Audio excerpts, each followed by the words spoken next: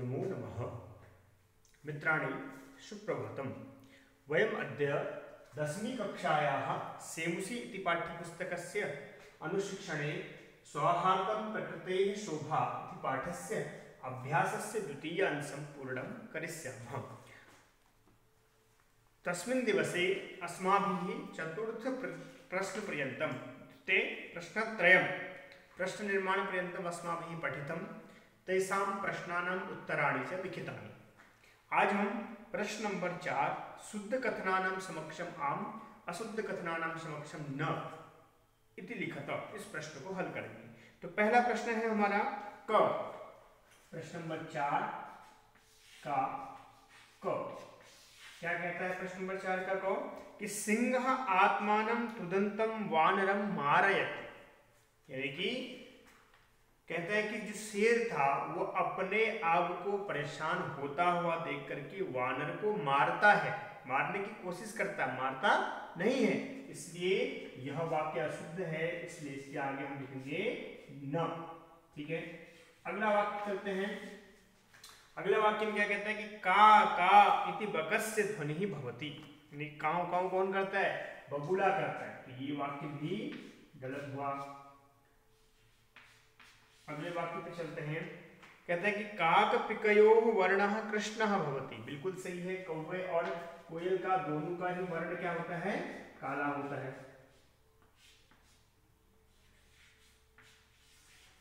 अगला गजः लघुकायः निर्बलः च भवति, बिल्कुल गलत। गजः विशालकायः सबलः च भवति। अगला कहते हैं कि मयूरः बकस्य कारणात् पक्षिकुलम् अवमानितं मन्यते। मयूरः बकस्य कारणात् पक्षिकुलम् अवमानितं मन्यते, बिल्कुल गलत। पक्षी बगुले के कारण से थोड़ी पक्षिकुल अवमानित होता है, अपमानित होता है। ठीक है, तो अन्योन्य सहयोगेन पाणिनां लाभः जायते, यानी कि एक दूसरे के सहयोग करने से ही क्या होता है? आपस में लाभ होता है। अन्यथा यदि हम अपनी अपनी ही बात करेंगे तो क्या होगा? सबका सब प्रकार से भला नहीं हो सकता। ठीक है, तो इस तरीके से हमने चौथा प्रश्न हल किया। अब हम चलते हैं प्रश्न नंबर 5 की ओर। प्रश्न नंबर 5 क्या कहता है? प्रश्न नंबर 5 कहता है कि मंजुषातः समुचितं पदं चित्वा रिक्त स्थानानि पूरयतु। तो पहला हम देखते हैं काकः भवति। देखो काकः भवति, तो कौवा क्या होता है? कौवा मेध्या मेध्य भक्षकः, यानी कि सही गलत देखे बिना ही भक्षक, खाने कुछ भी सही गलत दोनों चीजें खाने वाला होता है। तो मेध्या मेध्य भक्षकः।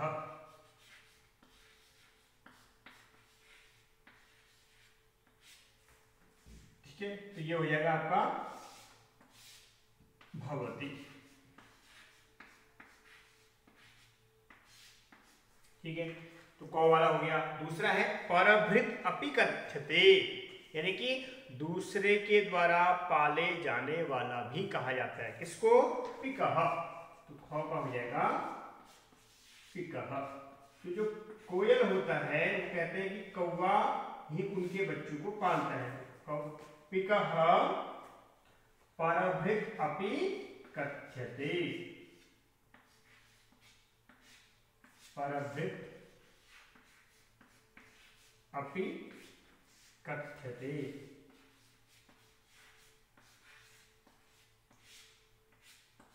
ठीक है, फिर अगले गौ पे चलते हैं। प्रश्न नंबर गौ कहता है कि बकः अविचलः स्थित प्रज्ञः इव तिष्ठति। जो बगुला है वो कैसा रहता है? बकः अविचलः, बिना विचलित हुआ, अविचलः स्थित प्रज्ञः इव।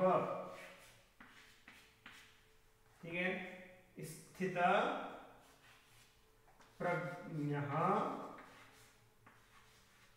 तो यहां पर हो जाएगा स्थित प्रज्ञः इव तिष्ठति, ठीक है, यानी कि पानी में बगुला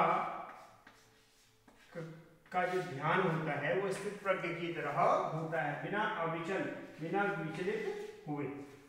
और देखते हैं, मयूरः इति नाम्नोऽपि ज्ञायते, अहिभुक् नाम्नोऽपि, अहि मतलब होता है सर्प, ठीक है, तो मयूर को किस नाम से, अहिभुक् के नाम से भी जानते हैं। मयूरः अहिभुक्,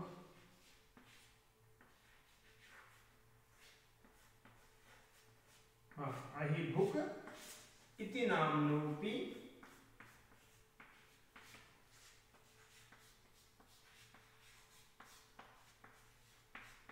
ज्ञायते, ज्ञायते मतलब जाना जाता है, ठीक है।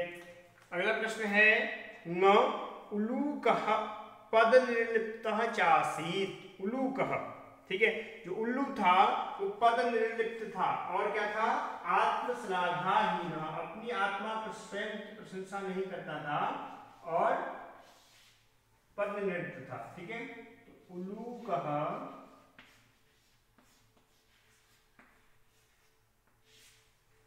क्या कह रहे होगे, आत्मश्लाघाहीन, आत्मश्लाघाहीन,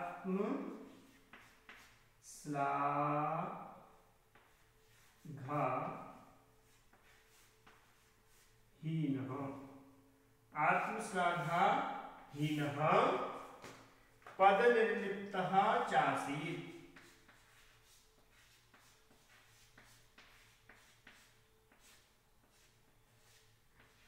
पद निर्लिप्तः च आसीत् या चासीत्, ठीक है, तो इस तरीके से हो गया। अगला लास्ट है, सर्वेषां महत्वं विद्यते, सभी का महत्व कब है, जब हम सभी क्या हों, यथा समयम, यानी कि सभी का अपने अपने समय पर क्या है, सर्वेषां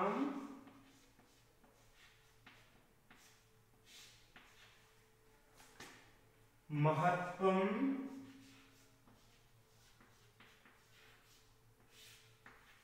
विद्यते यथा समयम, यानी कि सभी का समय आने पर, सबका अपने अपने समय पर क्या है, महत्व है, यथा समयम। कौन सा हो जाएगा समास इसमें, अव्यय भाव समास, ठीक है, यथा समयम, ठीक है, यथा समयम सर्वेषां महत्वं भवति। तो इस तरीके से हमारा प्रश्न नंबर 5 भी कंप्लीट होता है। प्रश्न नंबर 5 क्या था हमारा, रिक्त स्थान की पूर्ति। अब हम चलते हैं प्रश्न नंबर 6 की ओर। परिचयम पठित्वा पात्रस्य नाम लिखत, ठीक है, परिचय पढ़ करके हमें क्या करना है, पात्र का नाम लिखना है। तो परिचय पढ़ के सबसे पहले हम परिचय पढ़ेंगे, और उसके बाद देखो ये तो है, लेकिन इस वाले नए वाले पुस्तक में बेटा ये जो छठा प्रश्न आपका दिया हुआ है इसमें यह प्रश्न नहीं है, ठीक है, परिचयों का नाम लिखने की आवश्यकता नहीं है कहते हैं। तो इसलिए हम क्या करेंगे कि अगला जो प्रश्न है आपके उसमें 7वां प्रश्न और हमारे उसमें छठा प्रश्न, ठीक है, तो उसको हम कंप्लीट करेंगे। तो छठा प्रश्न नए पुस्तक के हिसाब से क्या है, वाच्य परिवर्तनम कुरुत। वाच्य परिवर्तन बहुत महत्वपूर्ण है हमारे लिए, तो हम वाच्य परिवर्तन करते हैं, ठीक है। तो जैसे इसने दिया है उदाहरण, क्रुद्धः सिंहः इतस्ततः धावति गर्जति च, तो इसका बनाया इसने कि क्रुद्धेन सिंहेन इतस्ततः धाव्यते गर्जते च। तो हम लोग को पता है, हमने वाच्य परिवर्तन में पढ़ा है कि जो कर्ता होता है उसकी तृतीया कर्म की प्रथमा हो जाती है, और कर्म के अनुसार ही क्या कर लेते हैं, हम क्रिया को लिखते हैं, ठीक है। तो सबसे पहले त्वया सत्यम कथितम, तुम्हारे द्वारा सत्य कहा गया। अब इसको हमने क्या करना है, वाच्य परिवर्तन करना है यानी कि कर्तृवाच्य बनाना, तो सबसे पहले क्या करेंगे, त्वया जो कि तृतीया में है उसको हम प्रथमा में ले आएंगे, तो त्वम, ठीक है। सत्यम कथितम, सत्यम द्विवचन में है, द्वितीया में है, उसको हम प्रथमा ले आएंगे, तो सत्यम सत्यम क्योंकि नपुंसकलिंग है, तुम सत्यम कथितम। देखो अगर कथ्यते होता तो हम कथयति या कथयसी करते इसके अकॉर्डिंग, लेकिन यहाँ कथितम है, त प्रत्यय है, तो अब त प्रत्यय कर्मवाच्य में और अक्तवतु प्रत्यय कर्तृवाच्य में लगता है, ठीक है। तो इसके त्वम सत्यम कथितवान हो जाएगा, इस पर त्वम सत्यम कथितवान, इस तरीके से इसका प्रयोग हमने किया, ठीक है। इसमें हम वान और वती कब लगाते हैं, तब तो प्रत्यय में हमने गत वर्ष पढ़ा था, उसी को जब हम कन्वर्ट करेंगे किसमें, कर्मवाच्य में, तब हम इसको त प्रत्यय में प्रयोग कर लेंगे, ठीक है। तो दूसरा शब्द क्या कहता है, दूसरा वाक्य कहता है कि सिंह सर्वजंतून पृच्छति, यानी कि शेर सभी जंतुओं से पूछता है। तो सबसे पहले जो सिंह प्रथमा है उसको हम तृतीया में जाएंगे, लिखेंगे सिंहेन, सिंह की सिंहेन हो गई। सर्वजंतून द्वितीया है, उसको प्रथमा में जाएंगे, तो सर्वजंतवः,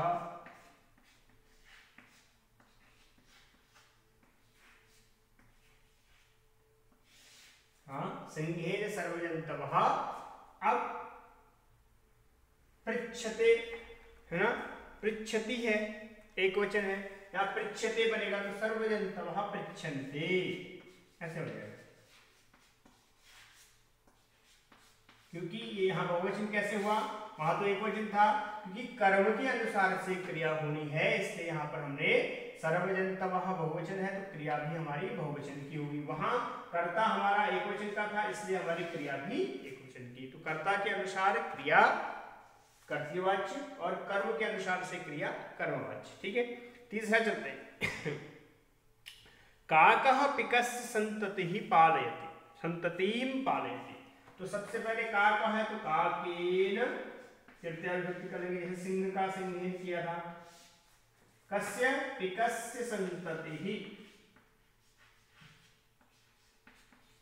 पिकस्य संततिः, देखो संततिं था वहां द्वितीय विभक्ति थी तो उसको प्रथमा में जाएंगे, पिकस्य संततिः पालयति तो पाल्यते, ठीक है। इस तरीके से इसका प्रयोग कर लेंगे। अगले वाक्य पे चलते हैं। अगला वाक्य क्या है कि मयूरः विधात्रा एव पक्षिराजः वनराजः वा कृतः। मयूर क्या कहता है कि मैंने अपने आप को वनराज घोषित नहीं किया है, बकायदा विधात्रा यानी कि विधाता के द्वारा ही मयूर को पक्षीराज या वनराज घोषित किया गया है, कृतः, ठीक है। तो अब इसको क्या करेंगे, कर्मवाच्य है तो कर्तृवाच्य में लाएंगे, किसके द्वारा, विधाता के द्वारा। तो विधाता ने, तो विधाता यहां से शुरू करेंगे, ठीक है। कर तो हो भी सकते हैं मयूरम विधाता इस तरीके से, लेकिन वाक्य सही बनेगा उसके लिए विधाता, ठीक है। फिर क्या एव है ना उसके बाद, तो विधाता एव यानी कि विधाता ने ही मयूरम, यहां पर जो कर्म है उसकी द्वितीय विभक्ति हो जाएगी कर्तृवाच्य में, तो विधाता एव मयूरम पक्षिराजः, पक्षिराज अथवा वनराजः वा,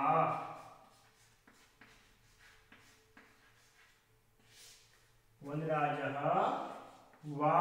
अब देखो कृतम है ना, तो कृतम की कृतः की जगह क्या हो जाएगी, कृतवान, विधाता एव कृतवान, इस तरीके से इसका प्रयोग हो जाएगा, ठीक है। तो विधाता एव मयूरम पक्षिराजः वनराजः वा कृतवान, ठीक है बेटा। इस तरीके से इसका प्रयोग हम कर देंगे। अगला वाक्य चलते हैं। अगला वाक्य है सर्वैः खगैः कोऽपि खगः एव वनराजः कर्तुम् इष्यते स्म। सभी खगों के द्वारा कोई एक खग ही वनराज किया जाना था, ठीक है। अब इसका हमें ये क्योंकि क्या है तृतीय विभक्ति प्रयोग तो हुई है कर्ता में, तो इसलिए हम इसको कर्तृवाच्य में प्रयोग करेंगे। तो सर्वैः खगैः को प्रथमा में ले आएंगे तो लिखेंगे सर्वे खगाः, सभी पक्षी। ठीक है, अब उसके बाद कोपी, किसी,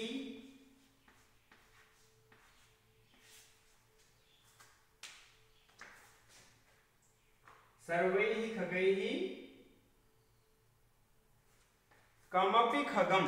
देखो अब यहां पर कोपी खगम नहीं होगा क्योंकि खगः के अनुसार ही कोपी हुआ है, इसलिए सर्वे खगाः कमपि, किसी, कम अपि खगम। ठीक है, यहां क्या खगम ही है ना, हाँ खगः, खगम एवं किसी खग को ही, किसी पक्षी को ही, वनराजः, तो वनराजः ही होगा। ठीक है, कर्तुम, करने के लिए, इच्छन्ति स्म, इष्यते की जगह क्या हो जाएगा इच्छन्ति स्म। इच्छन्ति स्म क्यों हुआ, क्योंकि देखो इष्यते स्म था वहां पर इसके अकॉर्डिंग, कर्म के अकॉर्डिंग, कर्म एक वचन का था इसलिए इष्यते स्म हुआ। ठीक है, तो इष्यते स्म,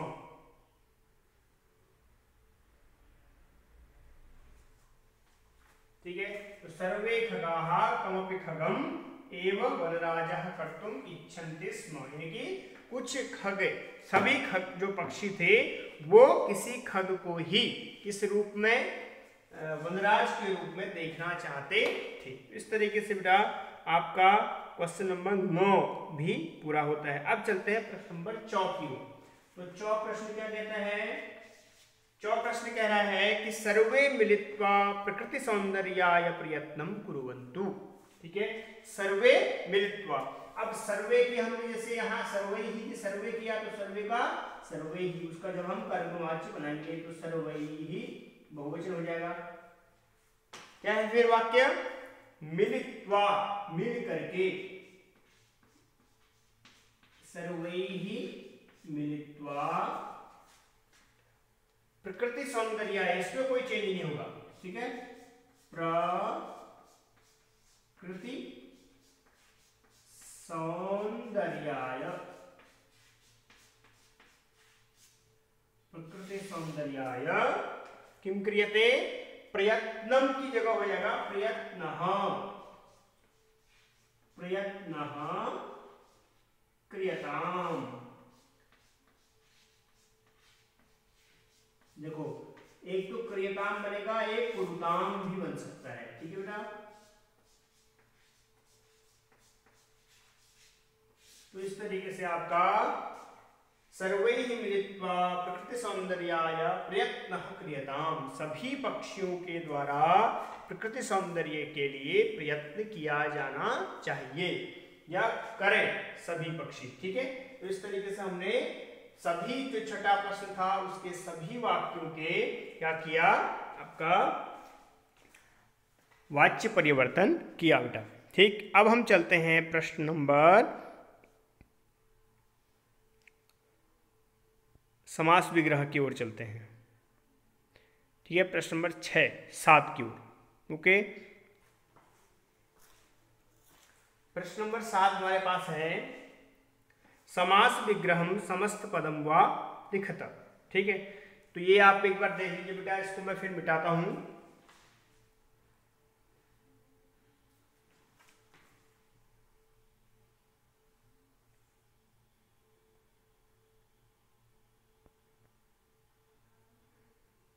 चलिए, तो सबसे पहला पद हमारे पास क्या है,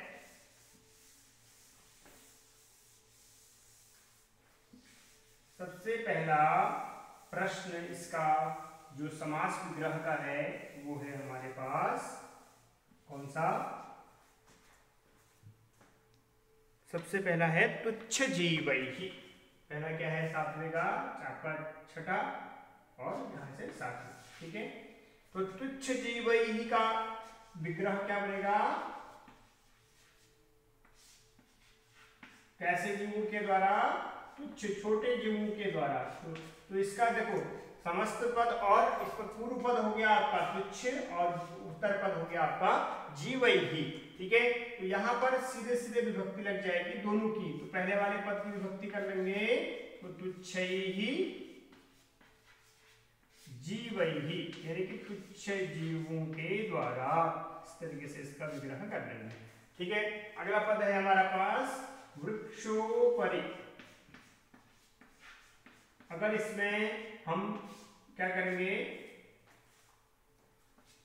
अगर इस वाक्य में, इस पद में हम इसका संधि विच्छेद करेंगे तो वृक्ष धन ऊपरी बनेगा। लेकिन जब हम इसमें क्या करेंगे, विग्रह करेंगे तो पहले पद की विभक्ति कर लेंगे। तो वृक्षस्य ऊपरी, इस तरीके से ऊपरी शब्द के योग में षष्ठी तत्पुरुष समास होता है, वृक्षस्य ऊपरी। ठीक है, अगला पद है हमारे पास पक्षीणाम सम्राटः। ठीक है, यहां लिखते हैं कि ये विग्रह है, तो पक्षीणाम सम्राट। ठीक,